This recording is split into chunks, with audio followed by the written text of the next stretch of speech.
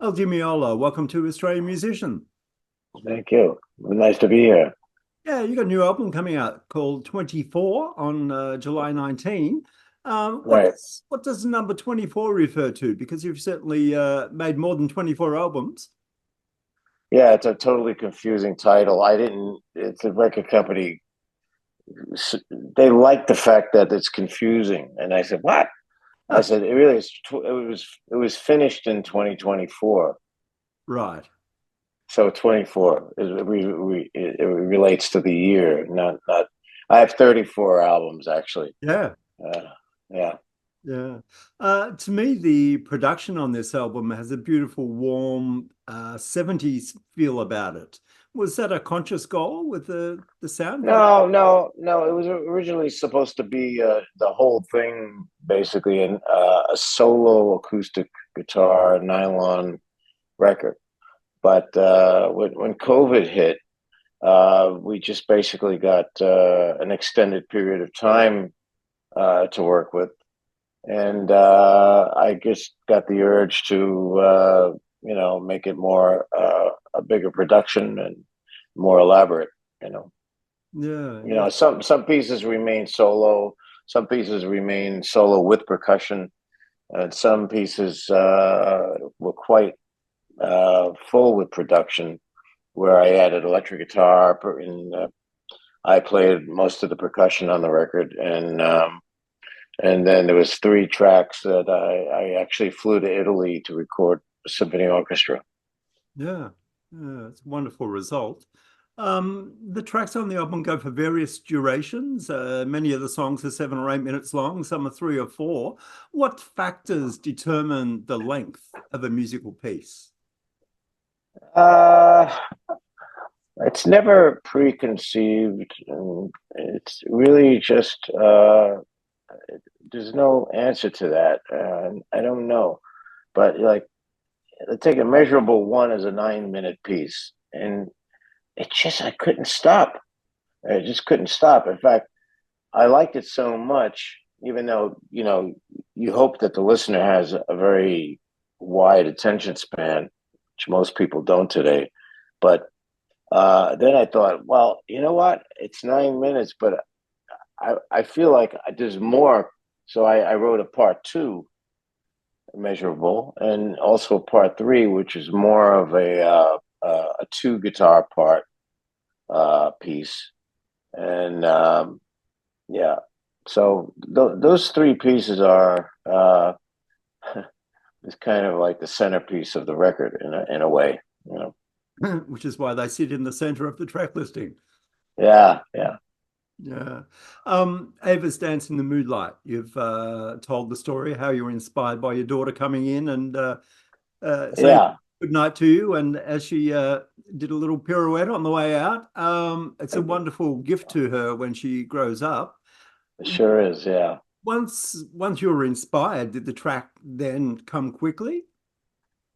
Well, no, I was just watching her.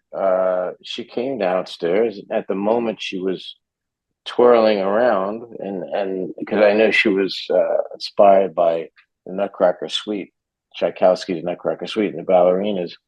We had taken to see that more than once, and I just immediately looked at her, and I started to play this figure, and then I started to sing to her this melody that came to me just in that moment.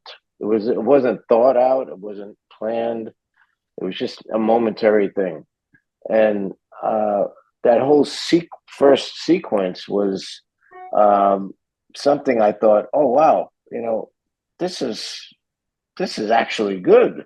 I'm going to write it down. So after writing that whole first harmonic chord arpeggiated sequence, then I started to, and also the melody, of course.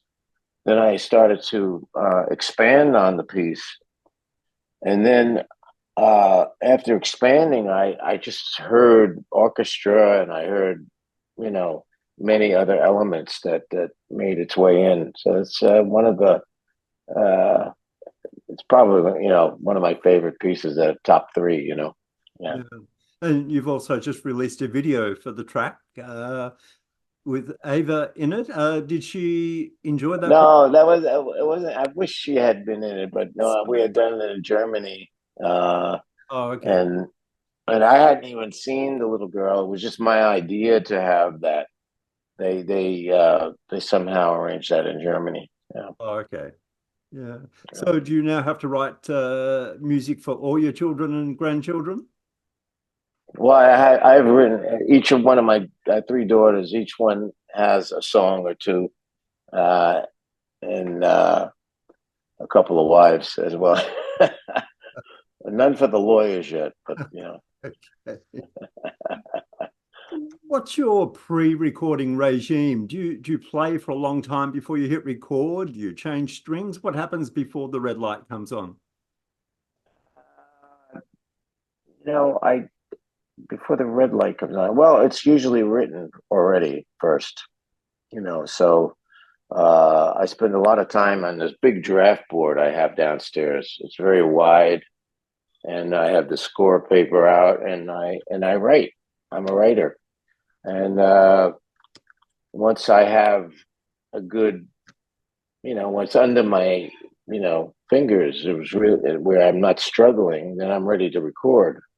But I have to be really sure. So I had a lot of time because of the COVID year to to to get it down, and then if I really liked it, I keep that part. But usually, I was every night changing a note here or a phrase there or adding in parts. Sometimes I had it where I had no room to put like a new idea in the middle of it, so I'd have to put it in another space way over on the right because it's paper.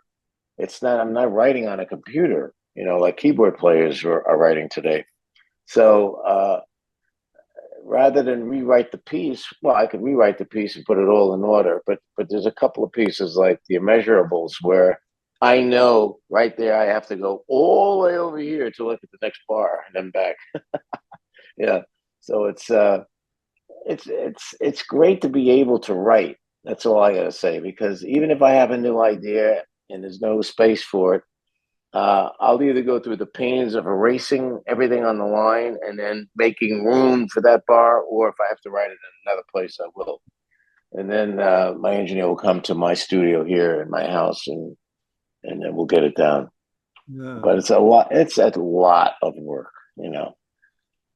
It's beyond belief. Speaking of the recording, you say it started out as a purely acoustic guitar album. Did you use many different guitars on the album?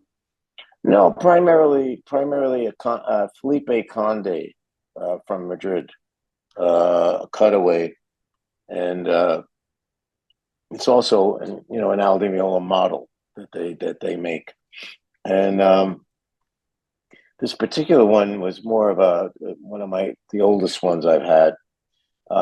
So it has just an amazing clear, not a boomy nylon at all, and it has an RMC pickup on it, so that I'm able to go and record. When I record uh, with two Shep microphones up close, and also it's because I have a pickup in on the bridge. It goes through the RMC, then it channels through this little AER amplifier, German amplifier, and I mic the amp as well. So because the amp sounds so great, I'd like to get that sound as well. So and that's what I work with primarily. And then on the electric side, I think that I had utilized my '71 Les Paul, the black Les Paul that I started when I first joined Chick Corea, and I used on my first few albums. So I I haven't played it since 1978, so it's new that I'm using this guitar again, you know, Yeah. and what I don't know what else did I use. I played a lot of the percussion on the record, except for the tabla. I played the bass. I played some keyboard, and yeah, Yeah. not a lot of guests because it was a time of COVID. It's so it was one of those very personal records. Yeah. There's an advantage to doing that because you can get the parts the way you want, especially if you know how to play percussion. The percussion, I play percussion as good as guitar, maybe better. So I could get the rhythms. If I had to teach somebody those parts, it would take forever, even a great player. But because I know the music so intimately, I know how and where to play.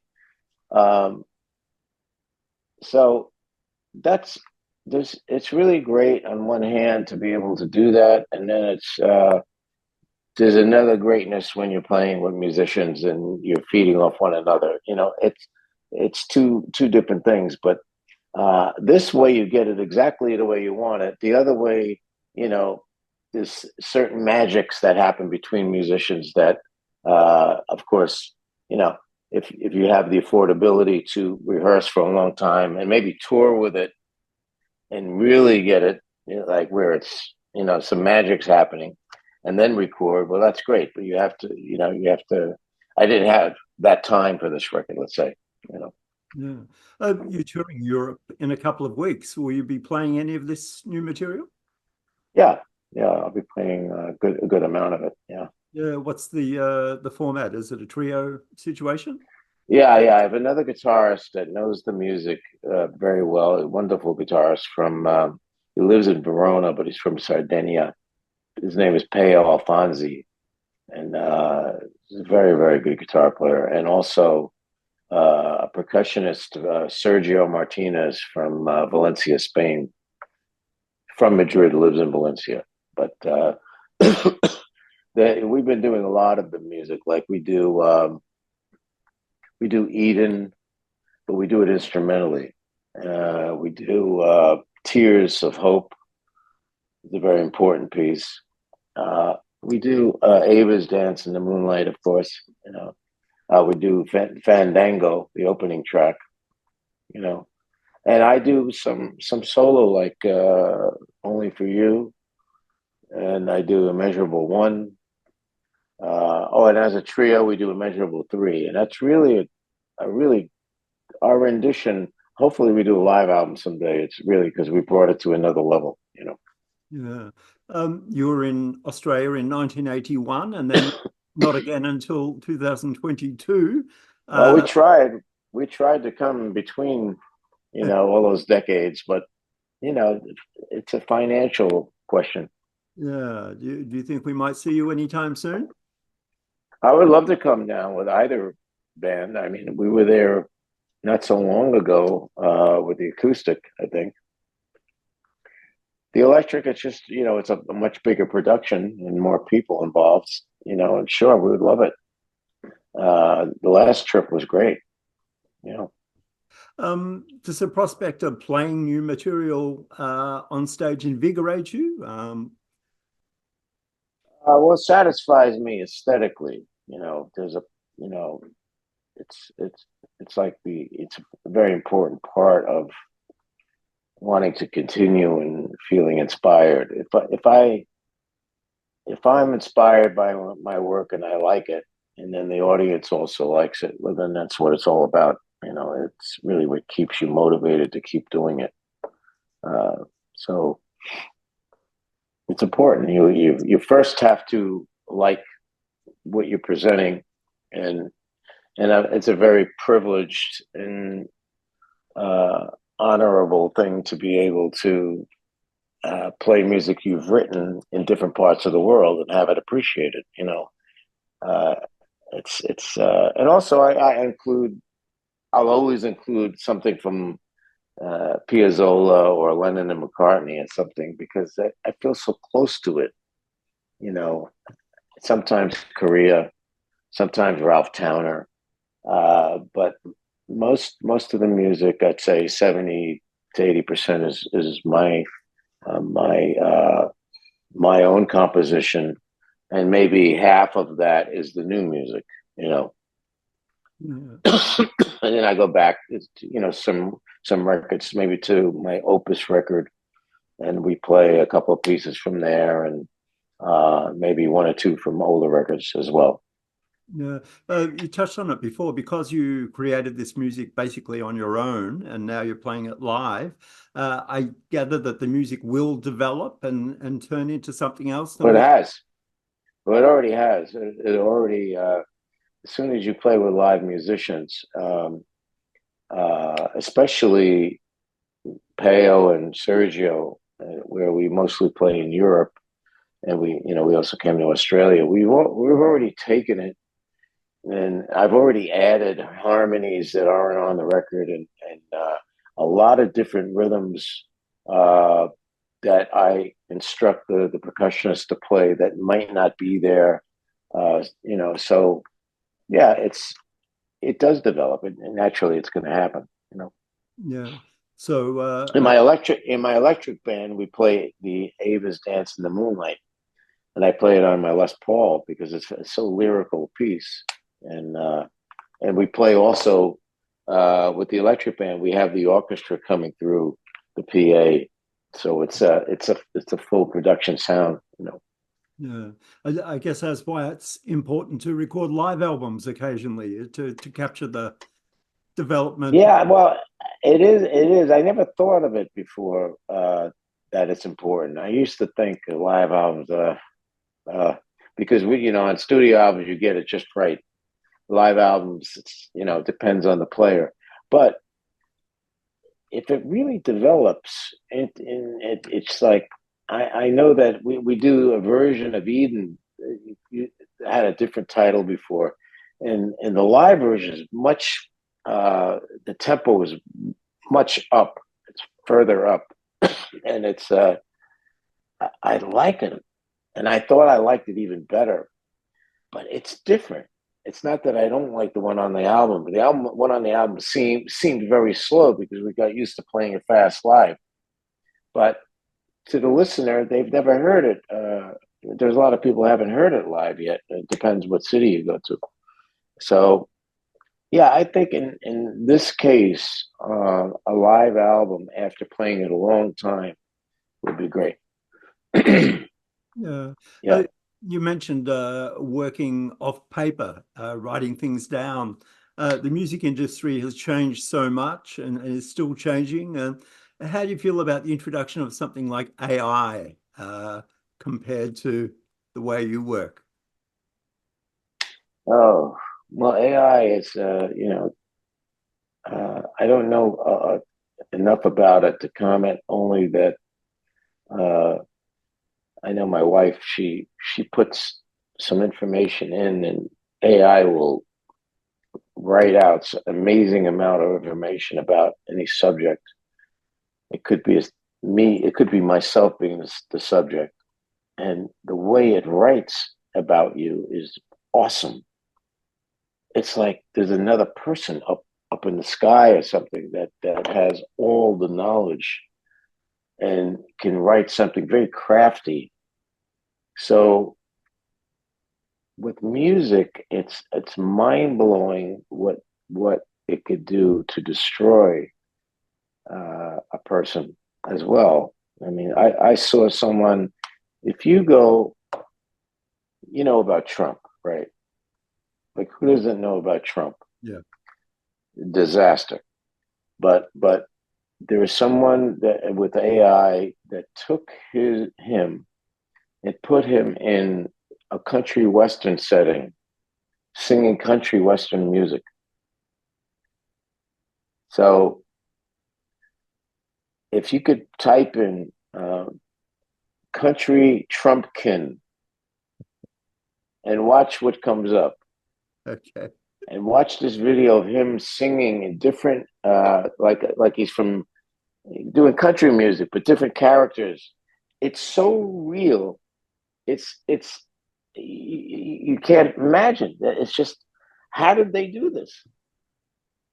So if they could do that, and we're at the beginning of AI, we're going to see incredible things that are good, and there's also some scary stuff that could happen. I don't know yet, but it's certainly the beginning of another era that we have to be concerned about, I think. Yeah. Any bucket list projects, things in the back of your mind you still want to get to? Well, I have to do a volume 2 of Piazzolla. The first one was Diabolic Inventions and Seduction of Solo Guitar. That record, I really love that record, and I have 2 tracks recorded, and that could be another project coming up after this, or it could be an electric record. It depends. I have no material for a new record, so I'm not really looking forward to being sequestered in a studio for a long period of time, because this one was a 4-year project. That's why it's a double album, the Twentyfour record. You know. Or maybe you can come down and see us instead. Yeah, well, that all it takes is who's the great promoter down there? Michael something. Michael Koppel, who runs Live Nation. Michael Koppel. That's what I'm thinking of. Yeah. Live Nation and Ticketmaster just had a big problem. Yeah. They're trying to break it up. Yeah. The government. Yeah. A monopoly. Too much business in music. Well, the ticket prices for some acts, are through the roof. Yeah. $1,000 for a ticket. It's crazy. Yeah. And all these added fees that go on top. So there's a big backlash against them that's happening at the moment. Yeah. Oh, well, all we've got to be concerned about at the moment is an album called Twentyfour coming out on July 19. Yeah. Al, it's been great to talk to you, and all the best. Thank you very much. Thank you, man. Thanks for the support.